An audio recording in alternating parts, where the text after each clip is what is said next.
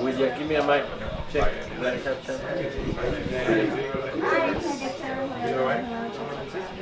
Beautiful.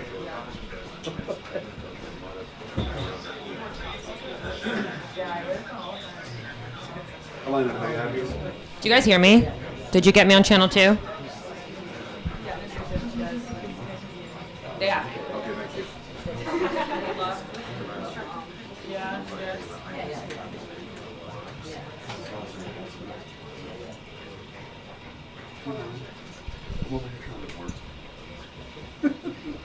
I'm going to be making a little tweak here. I don't even know the camera. Swinging people. So what kind of That's about a good seat. is that trick? Beautiful. What is it? 600? 750. My last bike was an Interceptor 600. Oh, yeah? I tried to bring him when I went through here in 99. Yeah. So he was like an 87 bike. Yeah. I was thinking maybe like something more like, Yeah, yeah. That's too quick. I can't do that. That scares me.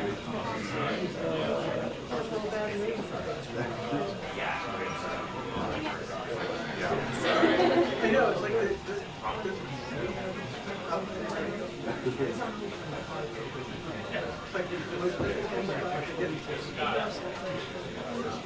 No? You should do it. It's great.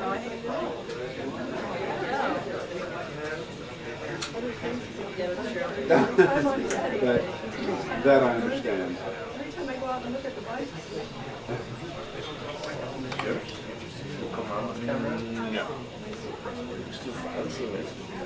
very fancy. Yeah, look, there's a lot of pressure, John, on this phone call with Russian President Vladimir Putin at 10 a.m. As you mentioned, he'll also speak, President Donald Trump, with Ukrainian President Volodymyr Zelensky shortly thereafter. But there's no question that Trump administration officials and even the president himself have grown increasingly frustrated with Putin in recent weeks. And really, I think a key goal today with this phone call is decide whether or not a deal is still viable. Now, we did hear the president this weekend kind of express optimism. He also said that he believed he needed to sit down or at least have a direct conversation with the Russian president to determine what a path forward could look like. But all of this, these calls today come after we know that, one, as you mentioned, Ukraine is now accusing Russia of launching its largest drone attack on its country since the war began. It also comes after Putin did not show up to Turkey for a meeting that he actually proposed in the first place. Instead, Zelensky and Ukrainian official representatives met with Russian representatives there. And then we also know that Zelensky met with Vice President J.D. Vance as well as Secretary of State Marco Rubio yesterday in Rome. Now, we did hear from Rubio yesterday on this. He essentially said that he believed like a key goal today is to determine whether or not Putin is, how they keep describing it, tapping them along, and again, whether or not there is actually value in continuing these talks with Russia to determine if there can really be peace reached here. And that, of course, is going to be a key question of this briefing with White House Press Secretary Karoline Leavitt that is set to kick off shortly. I also just want to mention one key thing as well, which is that we know there's been a lot of pressure building in Congress, but also from the United States, European allies, about placing more aggressive sanctions on Russia. Senator Lindsey Graham has teed up a package to do just that. Congress is expected to consider that soon. And I think a key question is, if today's call does not go well, how will President Donald Trump react? Will he support such a move? A lot riding on these calls today, John.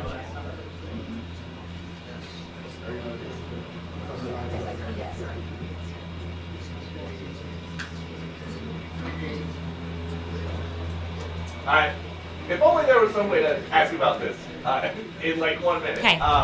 We know that you put out a Truth Social, just saying that he hopes that everything is okay, but we don't know about any phone calls. Okay, cool. Yeah, just let me know. I'll have my phone and I can pop right back up for the same shot. Okay, thanks.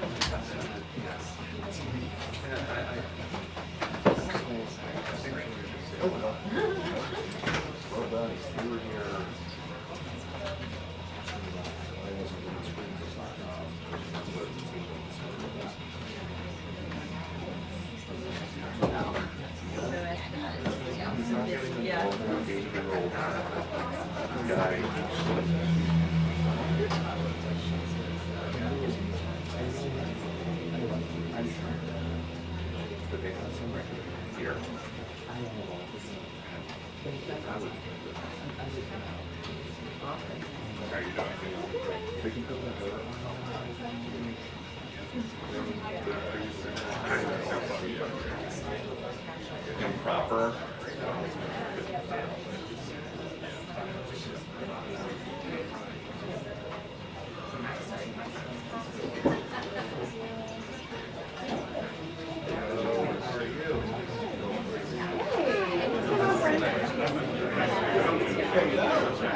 No, I think it was seated next to him. It's gonna be a great week.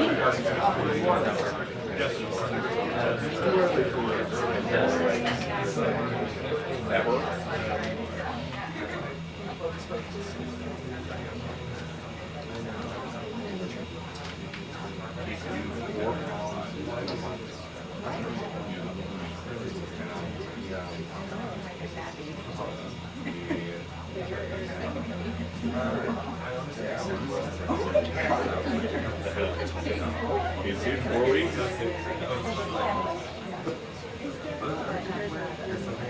No, I know.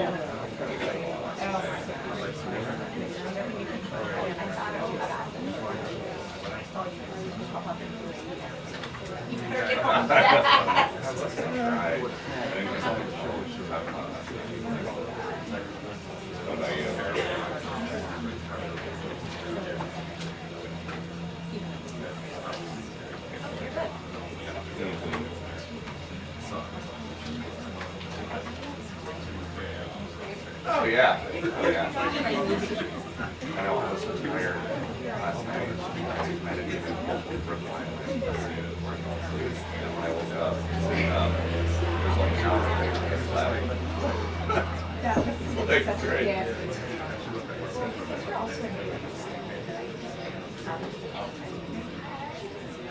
Yeah. Oh, yeah. And it's, you know how it is. There's not a ton of rights on it. Like, there's a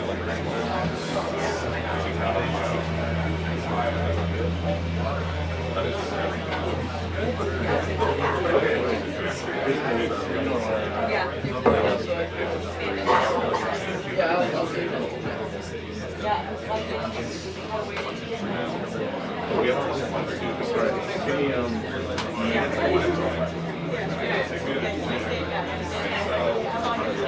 come back on the train. No, I don't think.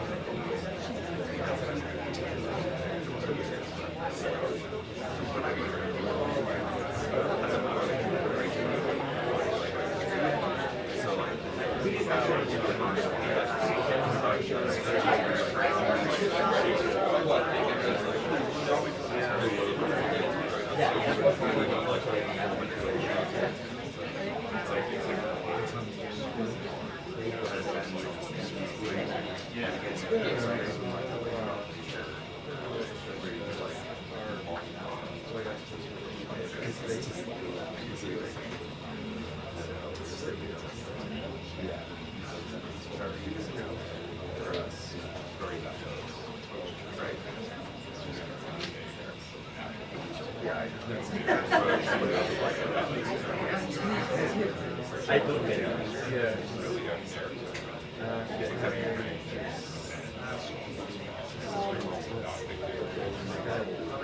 Oh,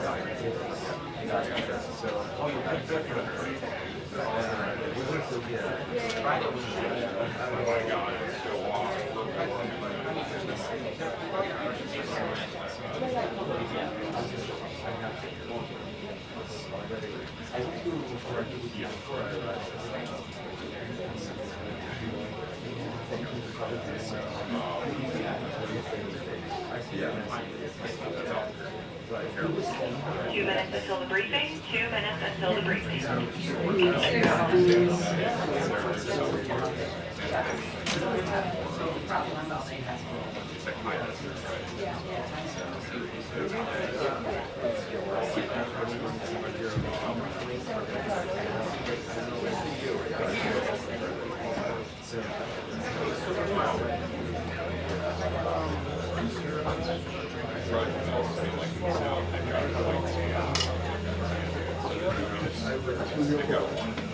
I'll get us through this. We'll just follow my lead, all right? I believe in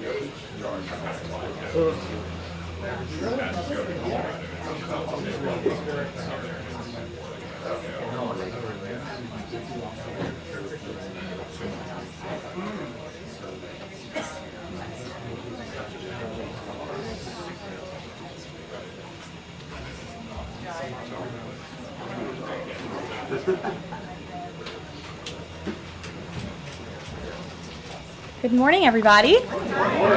Thank you for joining us early today. We have a very busy day, so we wanted to kick off the week right this morning after a great trip last week. It's good to see all of you back in Washington. This afternoon in the Rose Garden, President Trump, alongside First Lady Melania Trump, will sign the Take It Down Act into law. First Lady Melania Trump was instrumental in getting this important legislation passed. The Take It Down Act will protect victims of digital exploitation, hold internet platforms accountable by requiring them to remove such imagery from their platforms, and provide justice for victims by allowing prosecutors to go after those who publish non-consensual explicit images online. The First Lady met with members in the House and the Senate, survivors and their families, and advocates throughout the process to get this bill across the finish line. We are grateful for the First Lady's hard work and dedication to this issue. And moving forward, she will continue to champion the well-being of our nation's children through her Be Best agenda. I know the President looks forward to signing that bill into law later this afternoon, and we will see you all there. In other news, the One Big Beautiful Bill passed the House Budget Committee last night, bringing it one step closer to final passage. The One Big Beautiful Bill is perfectly named because it represents a once-in-a-generation opportunity to deliver on the Make America Great Again agenda responsible for President Trump's landslide victory on November 5th. The America First policies in this bill are the reason why Republicans currently have the majority in Congress right now. Passing this bill is what voters sent Republicans to Washington to accomplish. And that's why it's essential that every Republican in the House and the Senate unites behind President Trump and passes this popular and essential legislative package. This bill will be the single most pro-small business, pro-family, and pro-American worker legislation ever. This bill will give Americans the largest tax cuts in our nation's history. When Republicans pass the bill, Americans will be keeping more of their hard-earned money and taking home much bigger paychecks. The One Big Beautiful Bill will deliver some of President Trump's central campaign promises. No tax on tips for our hardworking waiters, waitresses, and service workers. No tax on overtime for our law enforcement officers, our firefighters, and all those Americans who are putting in extra hours to make ends meet. And a large tax deduction on interest payments for Americans who purchase American-made cars. Despite desperate Democrat lies, the biggest beneficiary of this tax cut will be working-class Americans and their families. Americans earning between $30,000 and $80,000 per year will pay about 15% less in taxes after this legislation is passed. And according to a brand new paper from the White House Council of Economic Advisors, the average family with 2 children's take-home pay will be up to $13,000 higher because of the increase in wages and reductions in tax obligations. The CEA study also said that the average overtime worker receives a tax cut of roughly $2,000. Again, this is great news for our nurses, our police officers, and all those who work overtime to make ends meet across our country.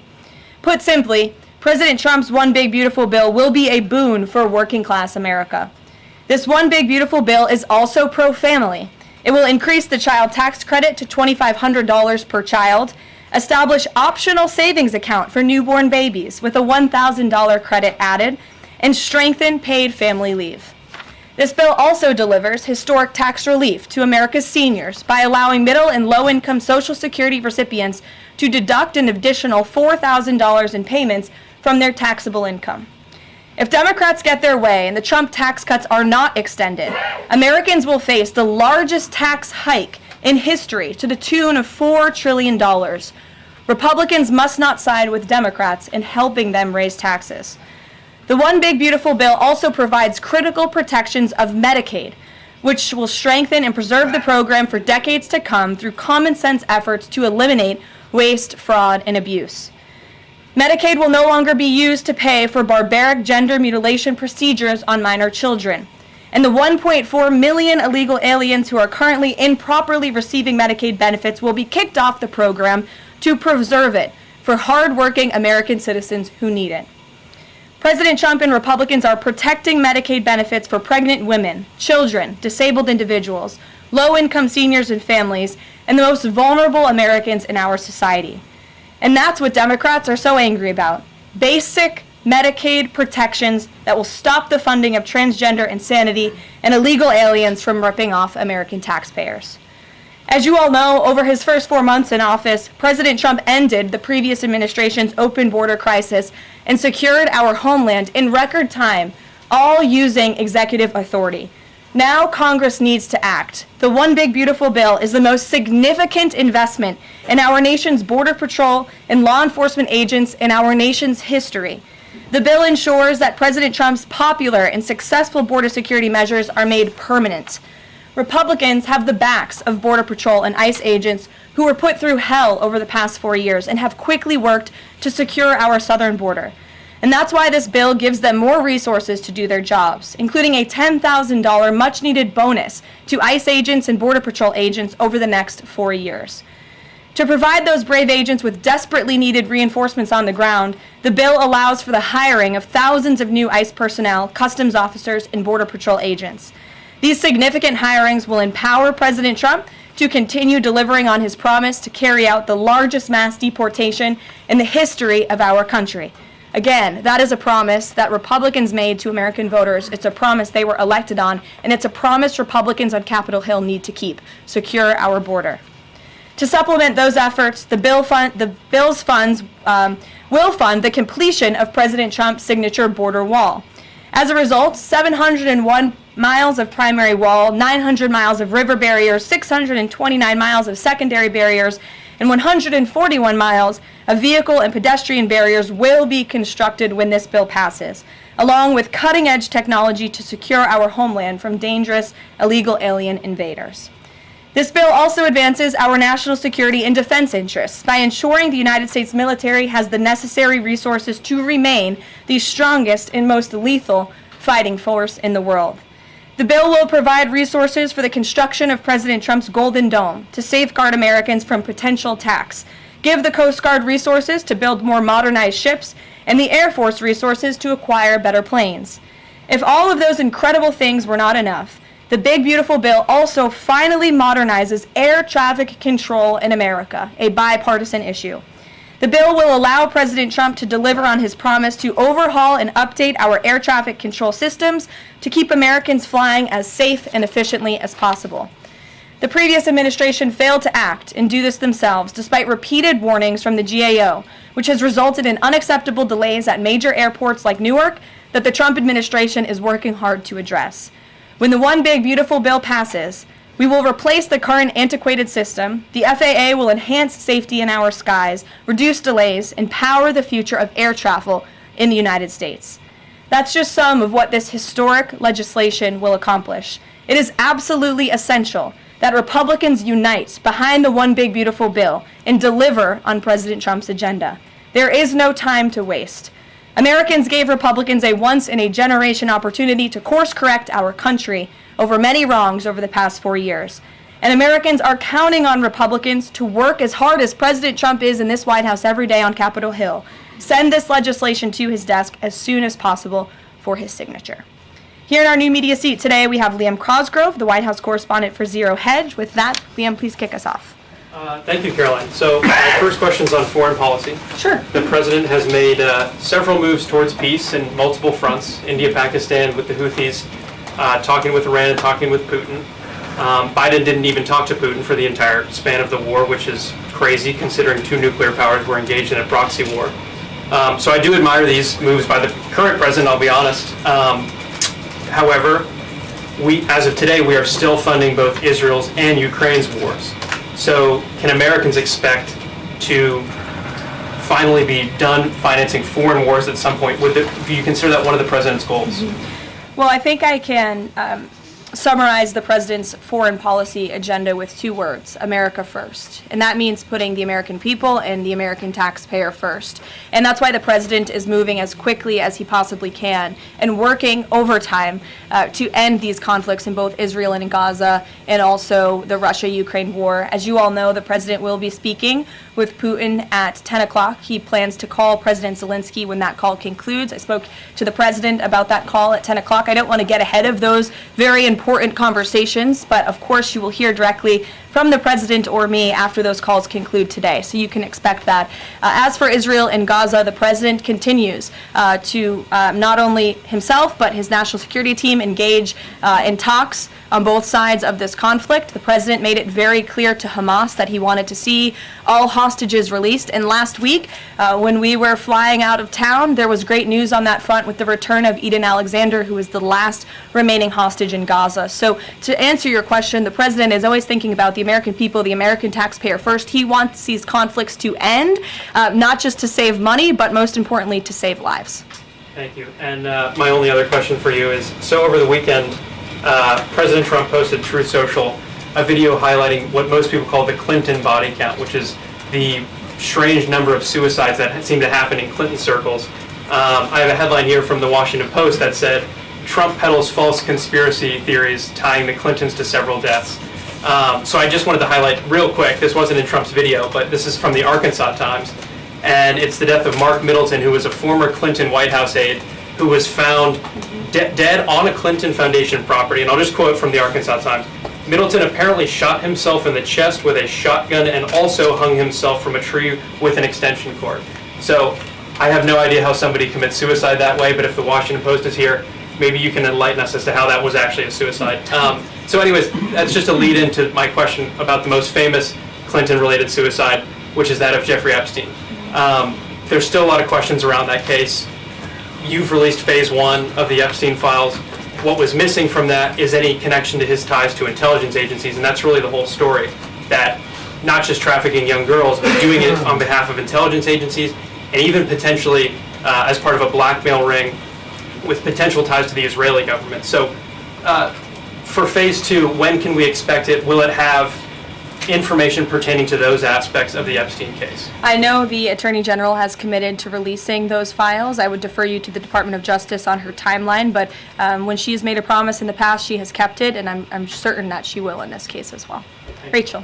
Thanks so much, Caroline. The president set a 2-week deadline for Ukraine and Russia to negotiate a deal. That time is now up. Does the president intend to set a new deadline on this call with President Putin? And how much longer is he willing to give these talks? Yeah, I don't want to get ahead of the specifics of the conversation the president will be having with President Putin in less than an hour this morning. But he has made clear throughout the entirety of this conflict, since he inherited it from Joe Biden. Don't forget, this is a war that began because of the previous administration's incompetence and weakness, and President Trump Trump is working very hard to fix it. He has made it clear to both sides that he wants to see a peaceful resolution and a ceasefire as soon as possible. But as for specifics on a timeline, I won't get ahead of the president. And just on the goals for this call in particular, is the goal to get Putin to agree to a ceasefire? Is the goal to lead to some sort of in-person negotiations with Putin and the president? Well, I think, again, we'll see how the call goes, and the president has made it clear his goal is to see a ceasefire and to see this conflict come to an end. And he's grown weary and frustrated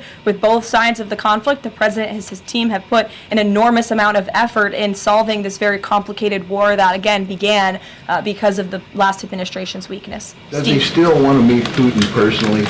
I think the president would certainly be open to that, but let's see how this call goes today. What's the status of the secondary sanctions package? The president's been talking about that. You haven't imposed them yet, but is that still on the table? I think everything's on the table, yes, and again, I won't get ahead of the president in any commitments or decisions, but certainly it's something he's been looking at and discussing. Elaine. Hi, Ken. I'm going to ask you about the House budget bill. So does the president agree with Republicans behind this bill that Medicaid work requirements should be implemented as soon as 2026? So the president wants to preserve and protect Medicaid for Americans who this program was intended for, the most vulnerable in our society, pregnant women, low-income families, seniors, those who truly need these benefits. And it should be going to people who physically cannot work. We want to see able-bodied Americans at least working 20 hours per week, whether that's part-time or full-time, whether that's even looking for work or volunteering for 20 hours a week if they are receiving Medicaid. These are common sense provisions. These are common sense changes that were actually introduced by former Democrat President Clinton. They've been supported by every Democrat president since, including the previous president, Joe Biden. But again, these are common sense reforms to ensure that those that this program was intended for receive those benefits. And then just a quick follow-up.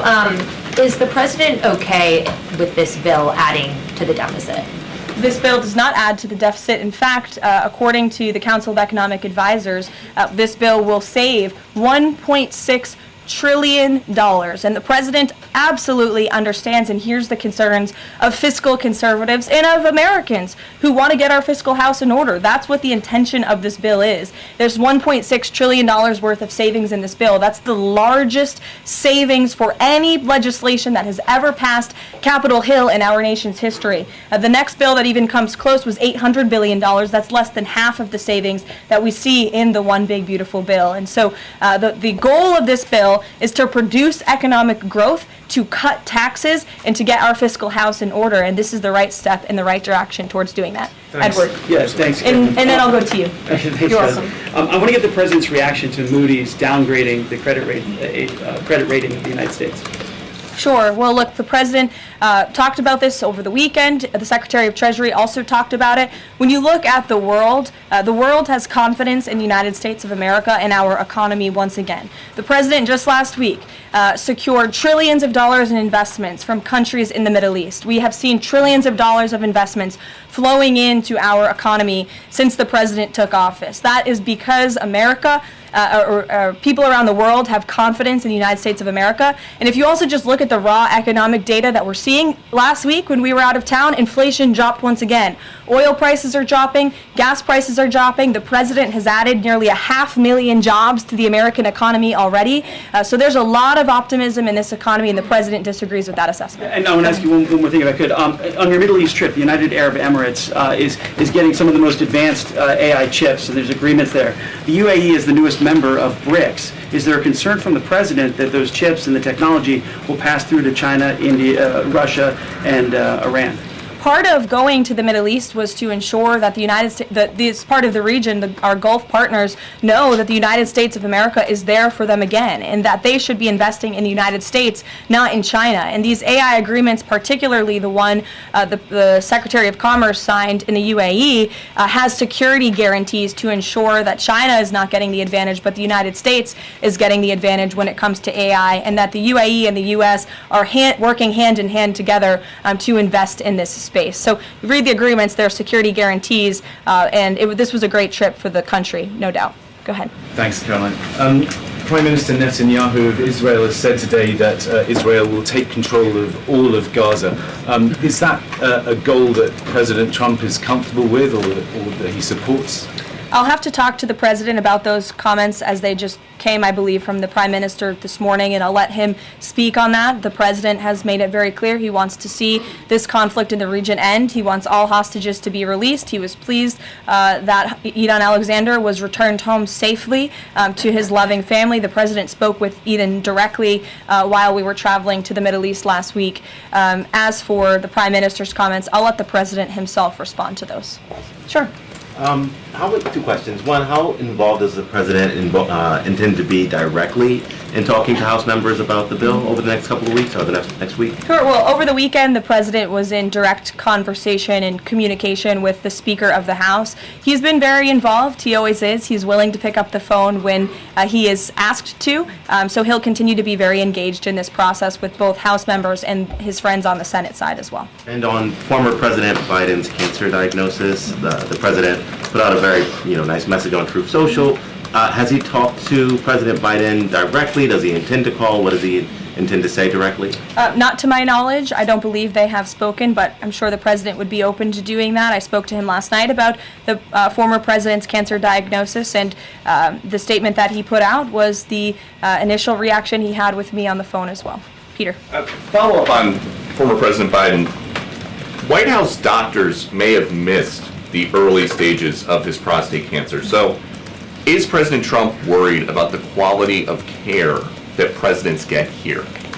Not as far as President Trump is concerned. The White House physician we have here is phenomenal, and the team of physicians that take care of the president, particularly at Walter Reed Medical Center, are great. The president had his physical recently, as you know. He had perfect results. He's in very good shape. I think those of you who traveled to the Middle East with us last week can attest to the president's endurance. And by the way, I will add, we returned home from a very long and tiring trip last week, and on Saturday, where was the president? In the Oval Office working all day. He doesn't stop, he doesn't quit, he's in great health, and he trusts his physicians.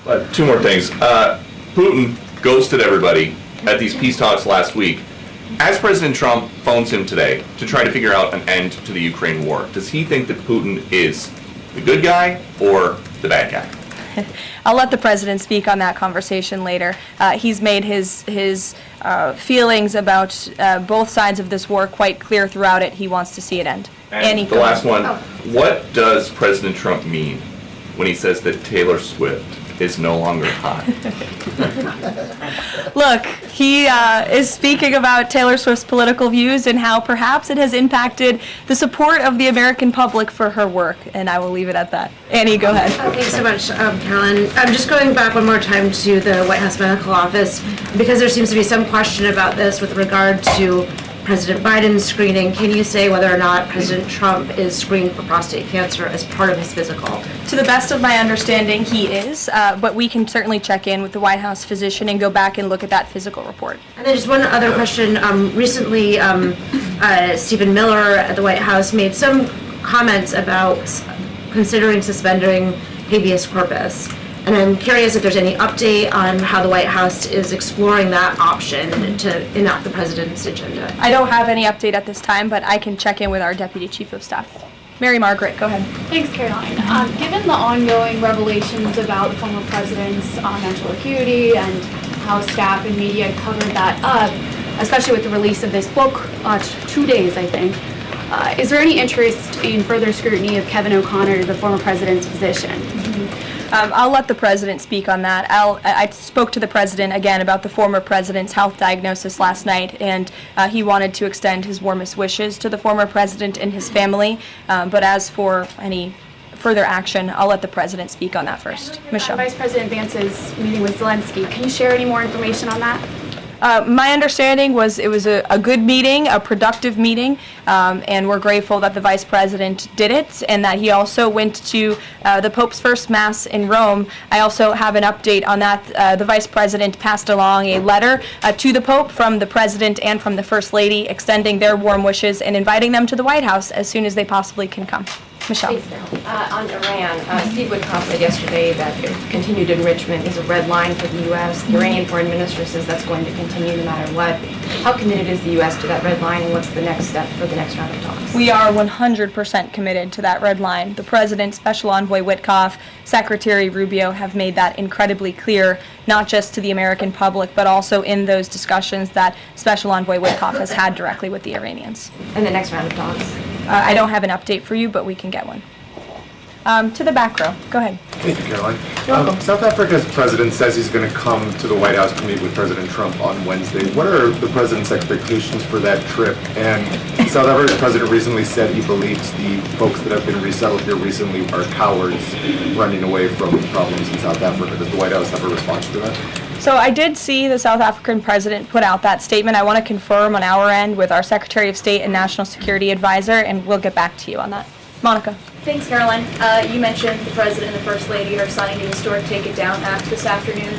I'm curious to know, what are some of the repercussions or consequences for these online platforms or perpetrators that won't comply with the act? Well, what this bill does, it takes the initial step to ensure that prosecutors are able to take down, that's why it's called the Take It Down Act, platforms that are allowing this sexually explicit content on their platform. So it gives them more leeway to go after them as they see fit. But as for specific repercussions, I would defer you to the Department of Justice of how they plan to implement this bill once it is signed later today. Brian. Yes, thank you. You said in your opening statement, you talked about this MAGA baby savings account. Exactly how would that work? Who would be eligible for it? I'm assuming women would be eligible for that. Yes, so one of the provisions in the One Big Beautiful Bill, as I said, this is a very pro-family piece of legislation. Not only does it increase the child tax credit, but it also includes MAGA baby savings accounts for children that are born before January 1st, 2024, under 8 years old, U.S. citizens, and have at least one parent with a valid Social Security number. And when this tax provision becomes law, the child, if the parents seek to do this, will be set up with a savings account. Essentially, it's a 401k for a newborn baby. And child's relatives, their parents, can contribute up to $5,000 per year of after-tax dollars annually to that account. And then later in the baby's life, at age 25, savings account holders can withdraw up to the full balance of the account. Upon reaching 30, the account holders can access the full balance of the account for any purpose desired. So it's a great initiative for new parents, new mothers who want to set up this savings account for their children. Ouija. Thank you, Caroline. President Trump and his top economic aides have repeatedly said that Americans will not pay the cost of tariffs. In fact, last week, Lutnick said people have to drop the, quote, silly arguments that consumers would pay the cost. But over the weekend, as you know, the president posted that Walmart should eat the tariffs and not charge the value customer anything. I'll be watching, and so will your customers. So does he acknowledge that if companies don't absorb the full cost, Americans will have to pay? Well, first of all, the CEO of Walmart made those comments about the tariffs on an earnings call where CEOs, I believe, are legally obligated to give the most dire warnings and forecasts to their investors and stakeholders. The reality is, as the president has always maintained, Chinese producers will be absorbing the cost of these tariffs. And that is why China was so quick to hustle to the negotiating table with the United States of America. They need our markets, they need our consumers, and I would again point you to the inflation report that came out last week showing that inflation is declining in large part because energy prices are dropping across the board in this country because of the president's robust energy agenda that he has taken since January 20th. So the president is committed to ensuring that prices remain low for American consumers, and he maintains the position that foreign countries will absorb these tariffs. What does he mean by "I'll be watching" to Walmart? He'll be watching, seeing what they're doing. Jennifer. On the gift plane from Qatar, 3 things. Is there a timeline for the U.S. receiving that plane? Do you know how long it will take to retrofit the plane to presidential standards? And thirdly, has the intelligence community, security folks, have they weighed in on whether that plane can actually be secured to presidential standards?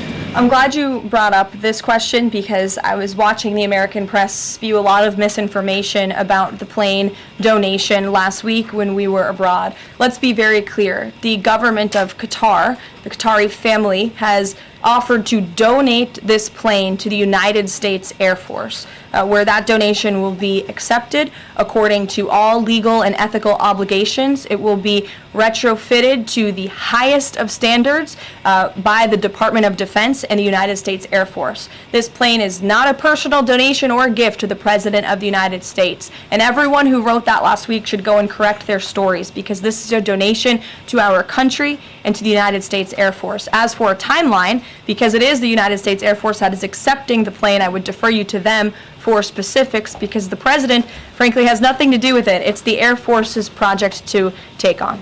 Sure. Elizabeth. Thanks so much, Caroline. Did the President call fiscal conservatives who were hesitant to vote for the big, beautiful bill? And if so, what did they say? What did he say? I don't reveal the President's private discussions unless he gives me the liberty to, but he has been engaged in this process. He spoke to the Speaker of the House, and he will continue to make those phone calls if it's necessary for him. Sure. Thank you, Caroline. I'll go to both of you. Go ahead. Thank you. Any updates on Greenland? Will the President be making any trips, and do we have any details you can share with us? I don't have any future foreign trips to read out for you. We just returned home from one. But the President maintains the reasoning for Greenland's strategic purposes in the Arctic, and he continues to remain committed to the idea of obtaining Greenland in whatever means we can to advance our national security interests in the region. Sure. Thank you, Caroline. I have a question. Was Lebanon part of the discussions during the Middle East tour, and did you meet with any Lebanese representatives? To my knowledge, the President did not meet with any representatives from Lebanon, although he did talk about the election that they recently had there and how he hopes that Lebanon can come to a more peaceful place in their country, and that we drive out Hezbollah, Iranian-backed Hezbollah proxies in Lebanon to ensure peace and prosperity in that country and also for the greater Middle Eastern region. And I would just add to that before I wrap up, because the President's call will begin in a few minutes.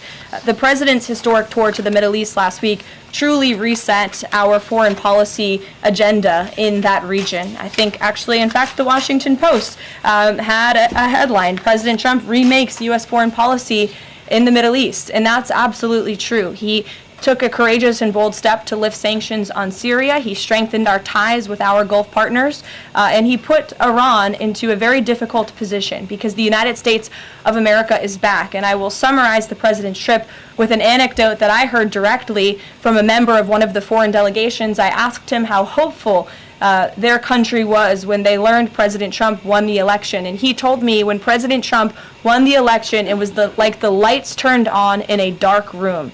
For the past 4 years to the rest of the world, America was dark. We were unresponsive. We did not pick up the phone. We did not return calls. All of that has changed under the leadership of this president, and I think the world saw that last week with this historic and wildly successful trip, and the work continues. The president will be speaking to President Putin at 10 a.m., and we'll have a readout for you after that call, and we'll see you in the Rose Garden at 3 o'clock. Thanks, guys. Thanks, Caroline. Thank you, Caroline.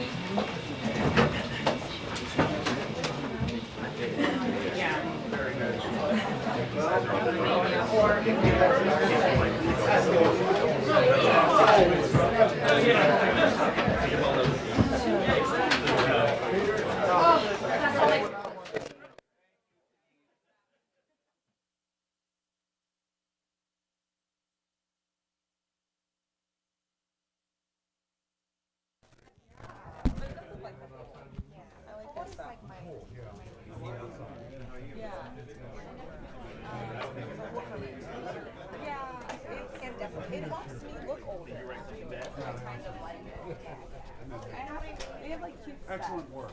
Thank you so much. I was very impressed.